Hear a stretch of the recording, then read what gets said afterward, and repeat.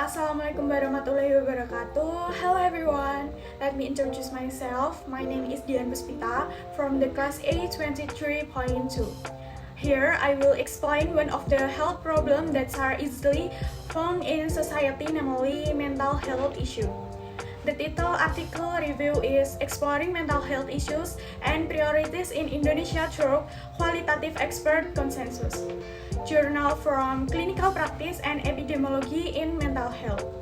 Volume and page is volume 20, page 1 to 8. Year is 2024 and author is Rai Wagyu Basrawi and College. Reviewer Dian Puspita. Review date in April 5, 2025.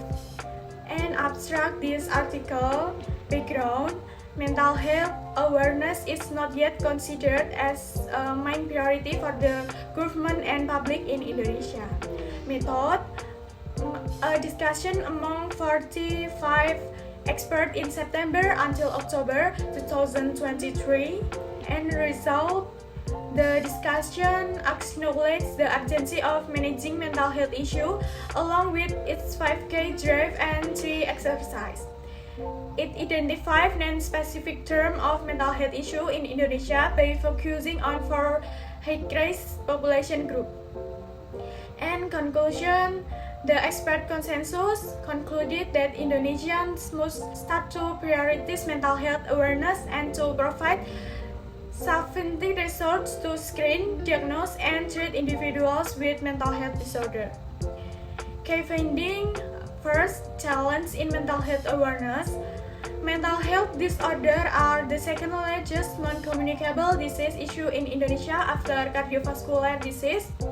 Emotional mental disorders have increased significantly from 6% in 2013 to 10% in 2018. Affecting more than 19 million people. Depression rates have reached 6 and only 9 receive treatment.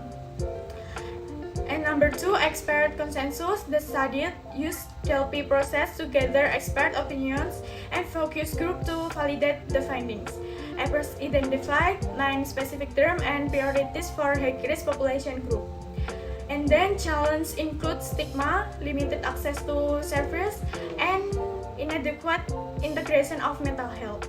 Number 3, propose recommendation, develop campaign, and incorporate mental health awareness to educational curricula, and innovation in technology for screening and diagnosis of mental health condition. And then provision of accessible mental health first aid for all. Methodology. This study used quantitative and qualitative data analysis method. Quantitative data from frequency analysis and quantitative data from consent analysis tool such as NVIVO. And then number 1, comprehensive approach, involvement of experts from various fields, academic, psychiatrists, public health, practitioners, and social anthropologists as to the discussion as recommendation. And then quantitative and qualitative method strengthen the findings. Number 2, action-oriented recommendation. The solutions are partial aiming to address systemic problems such as stigma, educational disparity, and technological barriers. Number 3, focus on community-based initiative. Grassroots movement are embedded in Indonesia socioculture through urging mental health advocacy.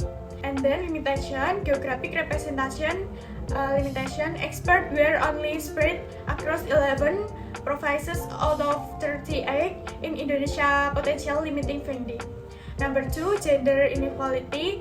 The majority, 69 of respondents were women, which might have missed their perspective. And then number 3, resource limitation. The recommendations are strong, but implementation requires infrastructure and human resources in underdeveloped areas. And last, conclusion. The article highlights the priority of mental health as part of the National Development Agenda. By identifying challenge and recommendation, this study provides the guidance for policymaker providing health service. For implementation to be successful, systemic barriers such as stigma, resource consistent, and inequitable access to service must be addressed. This study serves as an important contribution to addressing the growing mental health crisis in Indonesia while advocating for solutions through community engagement and exiting policies. Okay guys, thank you for watching. Bye.